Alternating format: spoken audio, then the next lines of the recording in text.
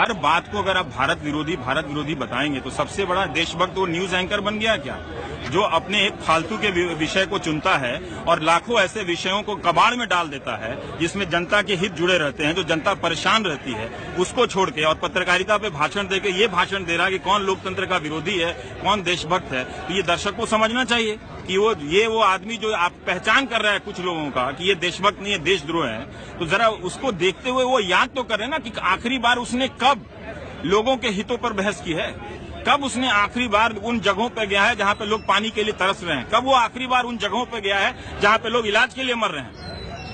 सिर्फ tie coat और एक कैमरा मिल जाए और प्राइम टाइम का स्लॉट मिल जाए और उस पर आप कुछ भी भाषण देने तो चलेगा नहीं ना। आप कर सकते हैं, लोकतांत्रिक आजादी। हम आपके लिए तो नहीं कह रहे हैं कि भाई आपको मार दिया जाना चाहिए या आपको देशद्रोही कहना चाहिए। हम तो अपने लोकतांत्रिक जगह से उसका अधिकार का इस्तेमाल करते हुए एक आलोचनात्मक पक्ष रख रहे हैं। ये भी दावा नहीं कर रहे कि हम अंतिम रूप से सत्य बोल रहे हैं। हम कौन होते हैं सत्य बोलने?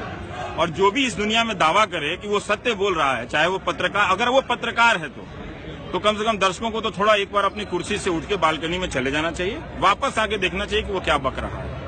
रमेश जी, आप ये क्या समझते हैं कि ये जो प्रोग्राम चलते हैं तो आप जनता को की मेंटल स्टेट क्या समझते हैं कि ये सबसे ज्यादा टीआरपी लेते होंगे? टीआरपी आती होगी, लेकिन मैं लोगों के बीच में जाता हूं और मुझे बड़ा भरोसा होता है।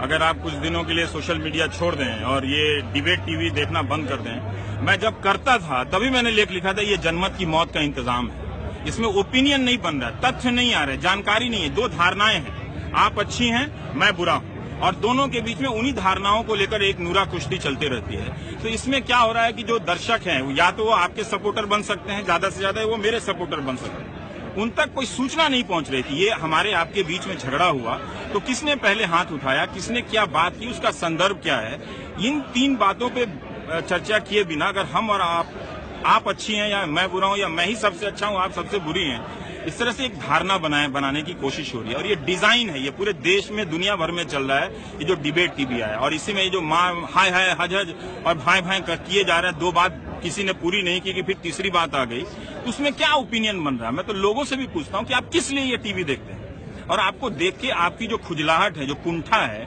उसको शांति मिलती है या आपको जानकारी मिलती है? इन दोनों में वो अंतर तो करते होंगे ना। मुझे लगता है कि वो अंतर कर लेते हैं, अंत में वो समझ जाते हैं कि क्या है। इसलिए आप इतना भयभीत भी नहीं हूं, लेकिन ये चिंताजनक स्थिति तो जरूर है कि हर बात पे क्वेश्चनिंग इस तरह से हो रहा है कि वो देशभक्तों का साथ दे रहे हैं।